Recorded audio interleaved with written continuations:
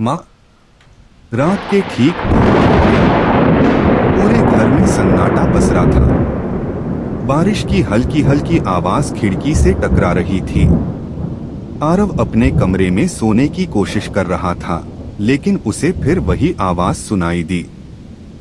आरव, बेटा। उसका शरीर सिहर उठा।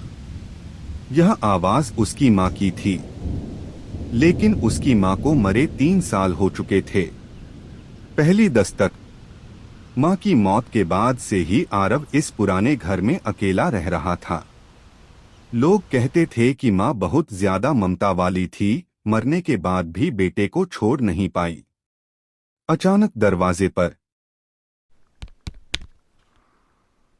दरवाजा खोल बेटा, बाहर बहुत ठंड है। आरव रो पड़ा। मेरी माँ मर चुकी है।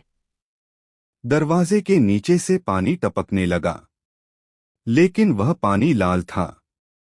आईने का सच। डर के मारे आरव बाथरूम में घुस गया।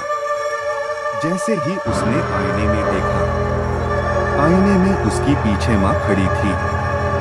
सफेद साड़ी, खुले बाल और आंखों से काला पानी बह रहा था। माँ। उसके मुंह से आवाज भी नहीं निकल पाई। माँ ने धीमे से कहा, मैं तुझे लेने आई हूँ बेटा, तू बहुत अकेला है। आईने की दरारों से खून बहने लगा। भयानक रहस्य। तभी आरव को याद आया, माँ की मौत बीमारी से नहीं, बल्कि घर में जलने से हुई थी। लोगों ने कहा था, उस रात माँ ने उसे बचाने के लिए खुद को आग में झोंक दिया था।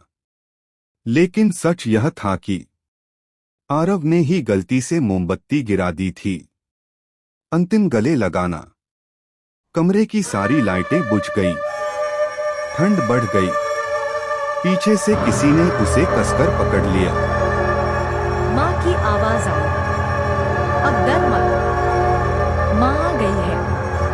आरव ने चीखना चाहा, लेकिन उसकी आवाज उसी घर में कहीं दफन हो गई। सुबह जब पड़ोसी आए, घर खाली था। दीवार पर खून से लिखा था, माँ कभी अपने बच्चे को छोड़कर नहीं जाती।